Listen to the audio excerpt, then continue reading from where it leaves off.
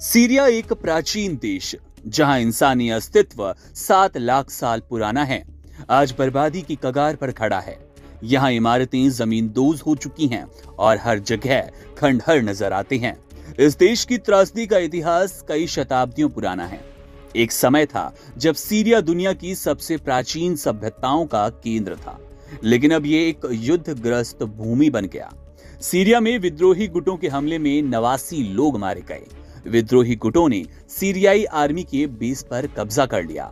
वे सीरियाई जहां इंसानी अस्तित्व 7 लाख साल पुराना है, वो अब कब्रिस्तान बन चुका है। सीरिया की सीमा पश्चिम में भूमध्य सागर, उत्तर में तुर्की, पूर्व और दक्षिण में इराक और दक्षिण पश्चिम में इजराइल और लेबनान से सटी है। राजधानी दमिश्क, जो एक प्राचीन शहर है, अस्तित्व इसका 3000 ईसा पूर्व का है। सीरिया पर प्राचीन समय से ही कई साम्राज्य जैसे मिस्र, सुमेर, बेबीलोन, पर्शिया, ग्रीक और रोम का शासन रहा। 637 ईस्वी में मुसलमानों ने सीरिया पर कब्जा कर लिया और बाद में ये क्षेत्र कई साम्राज्यों के बीच लड़ाई का मैदान बन गया।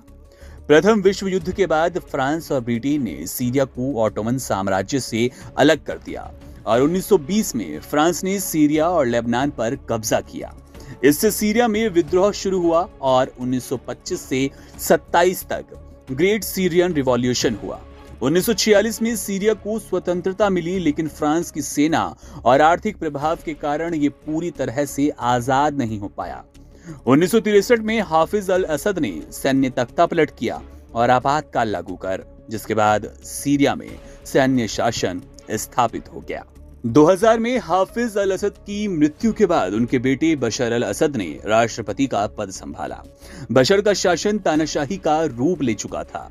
बेरोजगारी और भ्रष्टाचार के कारण जनता में असंतोष फैल गया। 2011 में अरब स्प्रिंग से प्रेरित होकर सीरिया में लोकतंत्र की मांग के लिए विरोध प्रदर्शन शुरू हुआ। सरकार ने इन आंदोलन को दबाने के लिए हिंसा का सहारा लिया, जिससे सीरिया में गृह युद्ध की शुरुआत हो गई। 2012 में गृह युद्ध पूरी तरह फैल गया और सीरिया के विभिन्न हिस्सों में अलग अलग गुटों ने अपनी सरकारें बनाई। इस युद्ध में रूस और ईरान ने सीरिया सरकार का समर्थन किया, जबकि अमेरिका और अन्य पश्चिम देश विरोधियों के समर्थन में आए। 2015 में सीरिया सरकार ने हवाई हमलों का सहारा लिया और धीरे धीरे कई क्षेत्रों पर पुनः नियंत्रण प्राप्त किया। युद्ध अब शिया